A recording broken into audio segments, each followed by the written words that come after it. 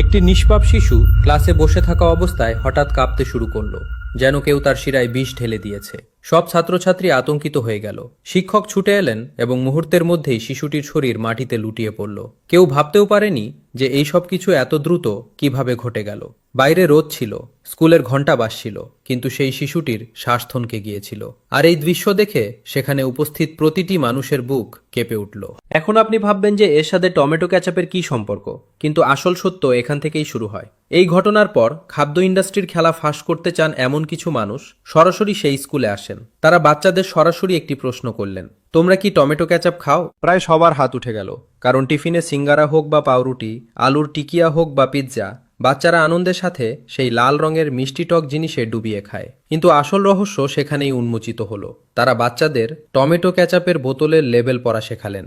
বাচ্চারা হাসতে হাসতে বলছিল, স্যার, এতে তো E415 ঠিকানার লেখা আছে। ঠিক তখনই তাদের হাতে একটি ছোট প্যাকেট এলো, সেই একই কেমিক্যাল E415। তারা ক্লাসের সামনে এক গ্লাস জল নিলেন এবং তাতে এই পাউডারটি মিশিয়ে দিলেন। প্রথমে জলটি একেবারে স্বাভাবিক দেখাচ্ছিল, কিন্তু কয়েক মিনিটের মধ্যেই সেটি এতটাই ঘন হয়ে গেল যা কেউ কল্পনাও করেনি। জলের রং বদলায়নি, কিন্তু এর ঘনত্ব দেখে মনে হচ্ছিল যেন এতে লাল রং মিশিয়ে দিলে তা হুবহু টমেটো কেচাপ হয়ে যাবে। বাচ্চারা একদম স্তব্ধ হয়ে গেল। ভাবুন, যে জিনিসটি আমরা রোজ বাচ্চাদের টমেটোর নামে খাওয়াচ্ছি তাতে আসলে কতটুকু টমেটো আছে? খুব কম।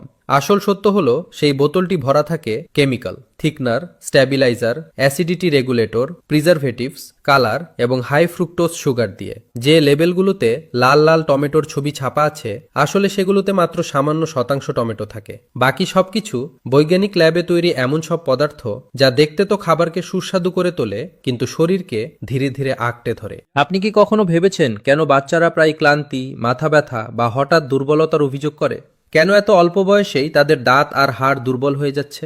কেন 10 বছরের বাচ্চাদের মধ্যে পেটের গ্যাস্ট্রিক সমস্যা আর স্থূলতা বাড়ছে? এই সব কিছু শুধু বার্গার পিৎজা থেকে নয়, বরং সেই লাল বোতলটির সাথেও জড়িত যা আমরা চোখ বন্ধ করে ভরসা করে কিনি। E415, যাকে বৈজ্ঞানিক নামে জেনথানগাম বলা হয়, এটি শুধু খাবারকে ঘন করার কাজ করে, কিন্তু এটি সেই পদার্থ যা বড় বড় ল্যাবে ব্যাকটেরিয়া থেকে গেজিয়ে তৈরি করা হয়। এটি সহজে শরীরে হজম হয় না। বাচ্চাদের নাজুক পেটে যাওয়া মাত্রই এটি অন্ত্রের আর্দ্রতা শুষে নেয় এবং ধীরে ধীরে পাচনতন্ত্রকে ভারসাম্যহীন করে তোলে। শুরুতে এটি সাধারণ গ্যাস বা কোষ্ঠকাঠিন্যের মতো মনে হয়, কিন্তু বছরের পর বছর একটানা সেবন করলে এই নিরীহ চেহারার এডিটিভটি শরীরে মারাত্মক ক্ষতি করতে পারে। এটি ইনসুলিন রেজিস্ট্যান্স, স্থূলতা এবং মেটাবলিক রোগের জন্ম দেয়। আর শুধু তাই নয়, ক্যাচাপে মেশানো প্রিজারভেটিভ যেমন সোডিয়াম বেনজয়েট যখন শরীরে উপস্থিত ভিটামিন সি এর সাথে মিশে যায়, তখন এটি বেনজিনের মতো কার্সিনোজেনিক, ক্যান্সার সৃষ্টিকারী যৌগ তৈরি করতে পারে। ভাবুন, আপনি যে জিনিসটি বাচ্চাদের খাবারের স্বাদ বাড়ানোর জন্য ব্যবহার করছেন, সেটিই তাদের কোষগুলোকে ধীরে ধীরে ধ্বংস করছে। এখন আপনি হয়তো বলবেন, সামান্য একটু খেলে আর কি হবে? এটাই সবচেয়ে বড় ধোঁকা। এই কোম্পানিগুলো জানে যে মানুষ প্রশ্ন করবে না। আমরা লেবেল পড়ি না।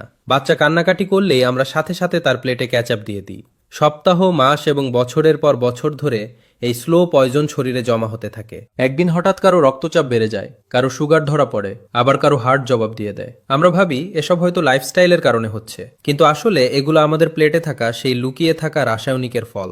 আপনি কি জানেন, আমেরিকা এবং ইউরোপের অনেক জায়গায় বাচ্চাদের জন্য এই ধরনের এডিটিভসের ওপর কড়া নিয়ম আছে, কিন্তু আমাদের মতো দেশগুলোতে এই কোম্পানিগুলো নির্ভয়ে বোতল বিক্রি করে যাচ্ছে, কারণ এখানকার মানুষ লেবেল পড়ে না, শুধু টিভির বিজ্ঞাপন দেখে ভরসা করে নেয়। এখন আপনার কাছে প্রশ্ন, আপনি কি চান যে আমাদের দেশে এই ক্যাচাপ পুরোপুরি নিষিদ্ধ হোক, নাকি সিগারেটের প্যাকেটের মতো এর বোতলেও বড় অক্ষরে সতর্কবার্তা লেখা থাকুক?